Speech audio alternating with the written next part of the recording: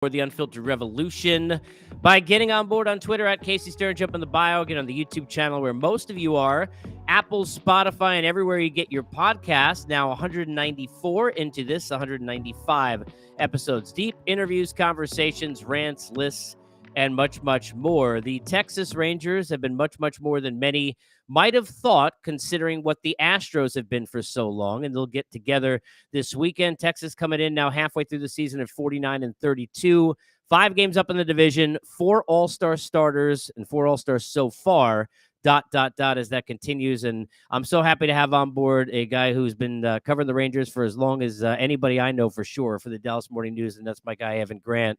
And Evan, I want to start here because you've covered this team for a long time, and you saw them at the height of the height, right? When this is a football town, we can't get baseball to be at that height level, and then they're in the back-to-back World Series, and then in the lowest of the low.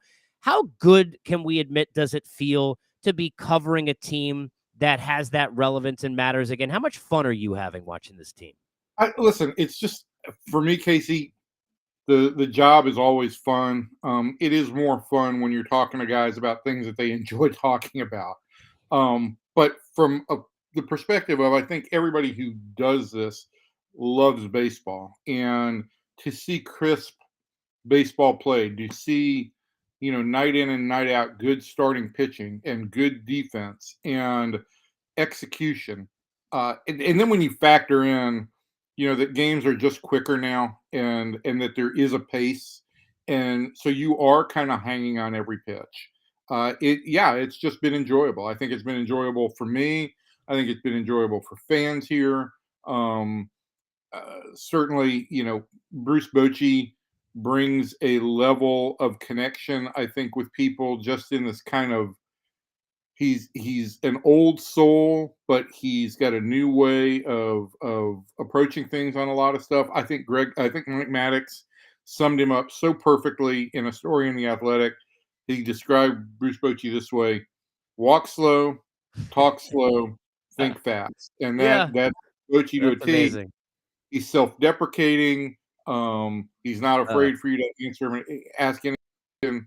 And I think that's set a tone for this entire team, and really for this fan base to kind of believe. Yeah, he's the best. I want to dig into Boch and talk about this team and get into what's happened in the first half, and of course this big series. As always, we are here presented by our good friends at Bet Online. They're your number one source for all your betting needs, latest odds, lines, matchup reports, baseball, boxing, golf, and more. They continue to be the fastest and easiest way to get your wagers, live betting, casino, and card games available right from your phone. Get to the website of your mobile device now. Sign up and get in on the action. Use the promo code BELIEVE. It's BLEAV for your 50% welcome bonus on your first deposit. It's Bet Online where the game starts. And I want to start with Bruce Bochy because I want to get into the All-Stars and a lot of different things in the unfortunate situation with Jake, with DeGrom, and a lot here. But let's start with Boch. Covering this sport for a long time, you knew from afar, quote unquote, and being there for many of those, All-Stars and World Series and kind of being around him, you knew what he was about, Evan. And I'm sure heard from plenty of people who cover him, maybe some of those idiosyncrasies and things that make him special that you don't see. But what, if anything, has surprised you, even knowing how great he was, about how great he's been for this team? I honestly, I don't want to say anything has surprised me. I just am very cognizant of the fact that this guy has, for me, the kind of old school cadence of running a clubhouse, joking with guys, not afraid to poke a little bit of fun at himself, doesn't take himself too seriously, 95% of the time. But when the game is on the line, he is thinking ahead. He is constantly thinking ahead. And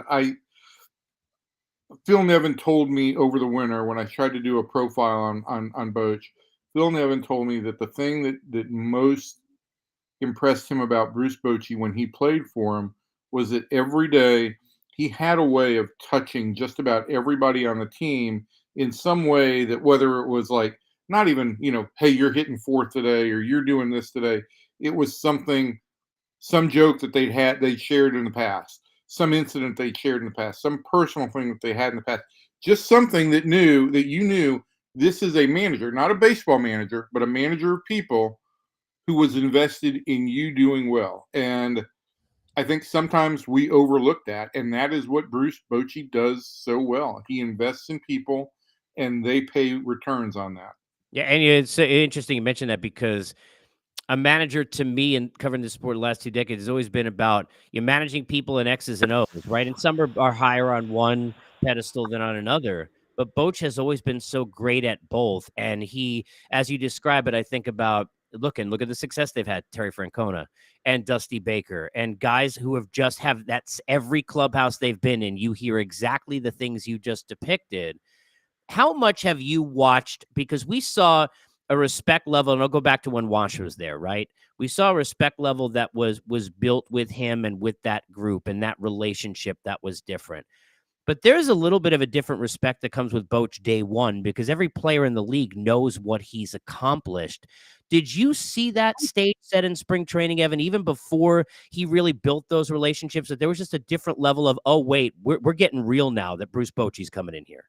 Well, one guy who I think has really come into his own this year is Jonah Heim, and rightfully so. He's been awarded by being named the All-Star Game catcher. But he has maintained that on the first day of spring training, when Bruce Bochy walked into the clubhouse and had his first brief meeting with the team, he basically said, "We're going to expect to be champions, and we're going to play. We're going to play that way. We're going to walk that walk. And we're going to talk that talk." And when a guy comes in and he's got 3 championships under his belt, and he tells you that, all of a sudden you do say, maybe there's not a lot of BS here. Maybe he does believe in us. And that's all great, but then you've got to follow it up on a daily basis with how you deliver it. And Bruce has that ability. And I just go back to what you said a minute ago, Casey. For me, having covered this game for 30 years now, we can get caught up in analytics versus old school metrics versus eye test. All that stuff is valuable, but the thing that makes coaches, managers, the best at what they do is being able to communicate their message to players. Everybody's got a good message. Everybody's got a good philosophy. It's how you get it across to 26 different guys in that clubhouse, probably 40 over the course of a season, plus your coaching staff and all of that. And it just does appear to me that this Rangers team, from top to bottom, is all pulling on the same road. I remember being down on the field, and I'm going to get the score wrong. Was it 16-5? Is what my mind says against the Tigers in that last game where they drubbed them to get to the World Series. And I think it was that. It was they. I mean, it was. It depends on how many runs Nelly Cruz drove in. I remember it being 1,000. I don't remember if it was that many. It seemed that way. We had a good series that series. The Yeah, next one yeah. not so great, but No, yeah. not as good. But the point being, I remember being there and experiencing that environment and feeling like I wish I was from that area because I wanted to feel the pride that I was witnessing, from that relationship. I know it's half a season. I understand, new stadium recently, Bruce Bochy's in, you get players. There's a lot of reasons for excitement. But to see 4 All-Stars and to see the votes come through and all of that, what does that say not only about the play of those 4 guys, right? Everybody except for first base, Yanni Diaz, will be represented by the Rangers as an all-star starter in the AL. What does it say about that relationship that this specific group now is building with this fan base? Yeah, I mean, listen. I think the Rangers have been.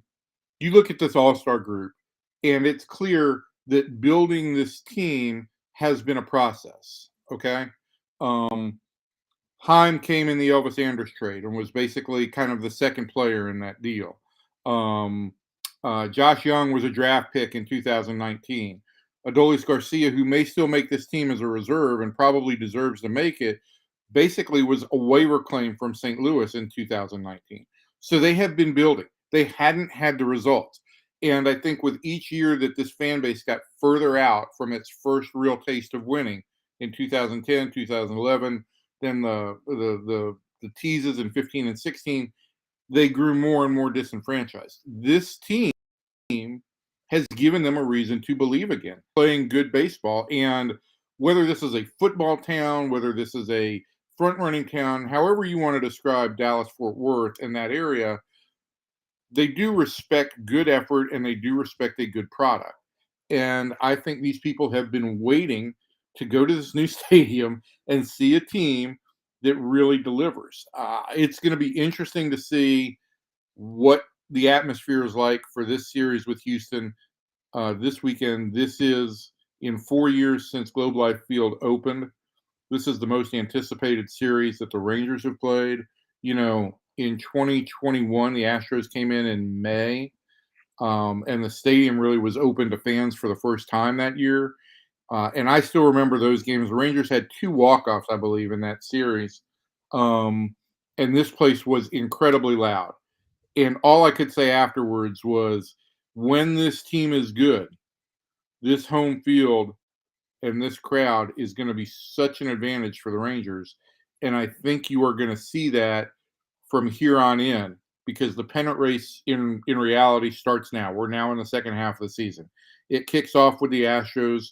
When the next time the Rangers play at home, it'll be after the All-Star break and leading up to the deadline.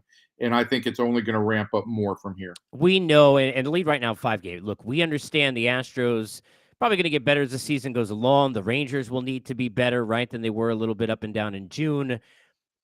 If the Astros sweep, it doesn't mean anything in terms of being respective to who's going to win the division. It'll cut the lead down to 2. We understand that, but it doesn't mean the division's over. If the Rangers win, even at 8, who knows?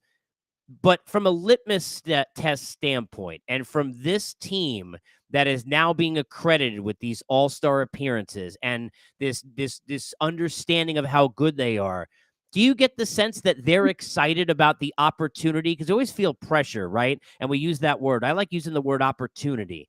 Do you get the sense they're excited about the opportunity to show that they belong in a series like this against the Astros? Yes.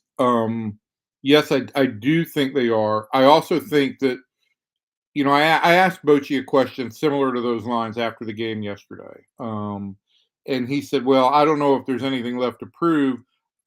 We got asked that when we played in Houston and won 2 out of 3. And I don't think those questions are ever going to go away until you've actually settled something. The Rangers play the Astros 7 games between now and the end of July. I think at that point in time, you'll have some answers about whether or not this is going to be a race for the ages, or the possibility that the Rangers have kind of surpassed the Astros.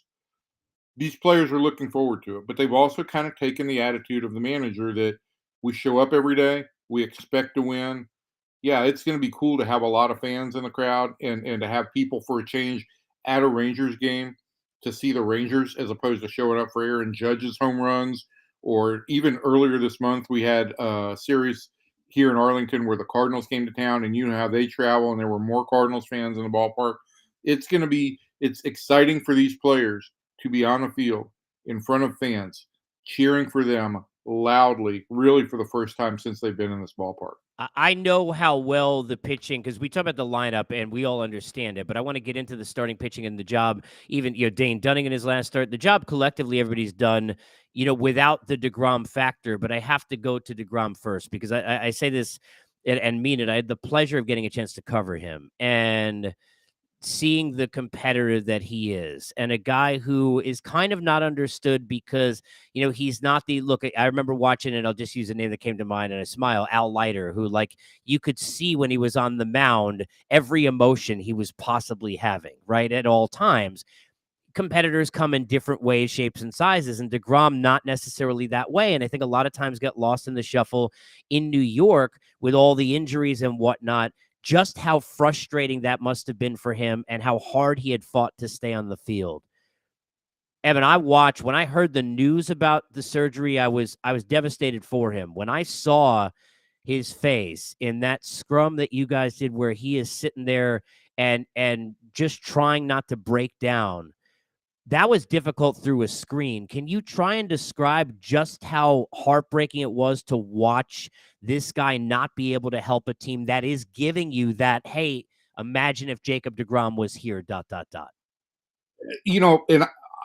Casey, I haven't had a chance to talk to DeGrom really one-on-one about any of this stuff. It was a difficult thing to watch. You got a sense of how hurt he was. But there's a part of me, having been around Jacob in spring and now, and reading some of the stuff that came out of New York, I feel like in the back of his mind, almost for 2 years, there's been this sense that something is not completely right with my elbow. And I almost feel like at this point now, he's got a sense of relief. And those tears and that emotion at that point in time may have finally been, you know what? I wasn't wrong all these years. I wasn't wrong about this. There was something that wasn't going right. And now I can actually fix it, repair it, get on with stuff. He knows it's going to be a long rehab. He's been through this before. That's frustrating. And it's going to be a long time since he's been on the mound with any regularity. And you factor in the fact that that weekend his third child was born. And the first couple of days that he basically had a newborn, it was hard for him to even hold the baby in his arms. His wife had to pick him up and hand it to him. So a lot of stuff was involved there. And certainly I think Jacob signed a $185 million contract, wanted to come here, put the chapter on being hurt behind him, and start anew here in Texas. And instead, it's going to follow him for another year. I do think that this guy is a guy who's going to come back. I think his arm is going to still be fresh. And I think that once he has finally gotten over the hurdle of saying there was something wrong there, I told you,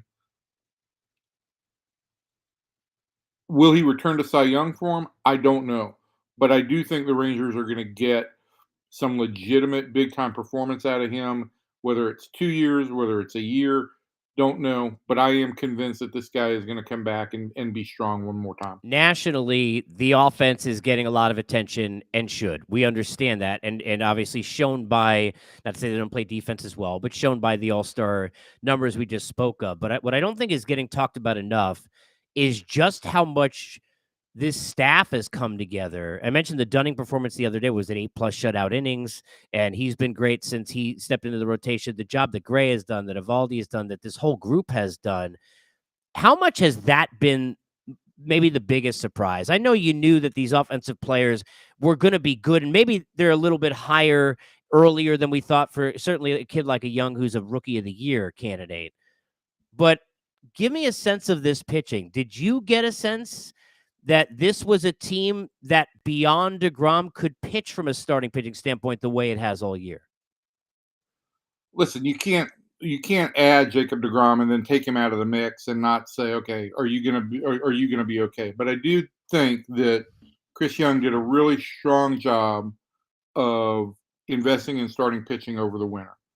They tried to handle all the questions about both numbers and depth. I do think that the surprises for me are just how well they have meshed. And you take the personality of Nathan Eovaldi, who is, by all accounts and by every example I've seen, a world-class teammate and the kind of leader and I don't use that word lightly, but the kind of leader for a pitching staff that comes along very, very rarely. You add Mike Maddox, who works so well with experienced starting rotations, and who, if you put some trust in him as a pitcher, you know he's going to have your back. You add the fact that you've got professionals like Gray and Heaney here who are hungry to win, and you add a young guy like Dunning who had hip surgery at the end of last year. Really kind of, I think, really kind of meshed with those other guys, and all of a sudden, you've got, well, it's been a top 5 rotation in all of baseball. I just think the way Maddox works with these guys is a better fit than even the Rangers could have expected. I think the way Eovaldi and Maddox work in particular and the influence it has on the rest of the rotation has just been off the charts. And that's the thing. Sometimes you put personalities together, you think the physical elements are going to work, but I think the Rangers have seen a significant jump up because of how well the personalities all work together. I got 2 more for you, one baseball and one fun one on the way out as we're chatting here with Evan Grant. So let me this is more something that happened with the Rangers play than about the season. But every time you keep mentioning, and he's had such a great year, Jonah Heim's name. To be honest, for me, until I get over it and get enough therapy, it's going to be synonymous with the worst call I've ever seen replay make. I've never look. Bruce Bochy's not alone, and he's way closer to it. Certainly more important than I am with it. But I'm covering the game a while. I've never seen anything like that before. And I watched the play the next day, and I don't even know how many times to try and figure out in my own mind, if I'm in the replay set, what am I looking at? That, playing devil's advocate, taking out of what I think. What could they see?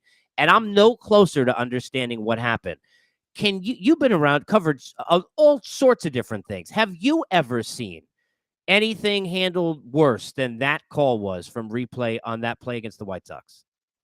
Well, I mean, look, I covered the Eric Gregg Levon Hernandez strike zone, so there have been some performances that I've seen that, but that didn't from go up to umpires. replay. That was an umpire in the field, right? I mean, That's true. That was just Eric Gregg's strike zone that day, which just grew wider by the moment. But I, to understand where MLB is coming from on this, you basically have to go to my analogy that I have used is take the NFL rule of a player going out of bounds, okay. Unimpeded. He then becomes nullified from the play, and if he comes back inbounds and is involved in the play, it's a penalty. MLB stance appears to be now that if you start your setup with a foot on the plate, that is illegal. Now, the wording to clubs suggests that that puts a catcher in jeopardy for a violation. But the wording at this point in time does not explicitly say it will be called a violation. That's what MLB needs to clear up. We don't have to agree that where Jonah Heim's foot had any impact on the play, and it takes out the spirit of the rule. But if you want to say you cannot set up with your foot on the plate, that's fine, but make that explicitly clear. And that, I think, is where we got in the woods on this call, and it's the part that I think still needs to be sorted out. I also think MLB needs to sit down and decide, do you want to have what amounts to penalties like the NFL has, or are you trying to make and create a safer atmosphere for both your catchers and your runners? Because there was no way that Elvis Andrus was impeded from home plate by anything other than a bat that should have been picked up by an umpire. There was no way that Jonah didn't give him a lane to slide, and there was no way that Jonah had in any way blocked the plate at the start of the outcome. Those are all the things that you think as the fundamental blocks of that play. What it came down to, from everything that I got out of the New York folks, was Jonah set up illegally. Everything thereafter became illegal. The fact that it's Elvis Andrus coming around third, that it's Boch as the manager when the Posey thing. I mean, like all the parry. What a weird play. I want to close with this because I saw in your Twitter bio it says send me barbecue. So I've got to ask you, because I'm not I am not a griller. I'm an eater, right? But in your travels, give me what's the spot, because I've had tons of barbecue in Kansas City. I have tons and everybody has like their own place, and they says that's the place. To you, if I was going to send Evan Grant barbecue from any place in America, where am I sending it from? Well, you could send it to me from Franklin and Austin because I refuse to wait 3 hours in line for anything. So I've not yet had the apparently the greatest barbecue in the state of Texas. Listen, what I tell people when they come to Dallas is one place that you have to go to experience something really unique is Heim Barbecue, and there's one right outside of Love Field in Dallas, so you can get off the airplane and go, or you can go to the one in Fort Worth. But they have the single best bite of barbecue that I have ever had, and that is these bacon burn ends, which are basically I love burn ends. I love burn charred, ends. in a burn end kind of style. They're chewy, they're sweet, they've got a little bit of bark on the outside. The problem with this that I have told people is, here's the deal. Their brisket is probably pretty good. Their ribs are good. Everything there is good. but this stands so far out in terms of a taste for me that like everything else kind of falls in second place. So if you go there, just be It's prepared. the Otani of barbecue at that Yeah. specific place. I will say this: the Rangers this year did add a local barbecue joint at Globe Life Field, Hurtado Okay. Barbecue, which is straight down the just a mile or two away from the ballpark.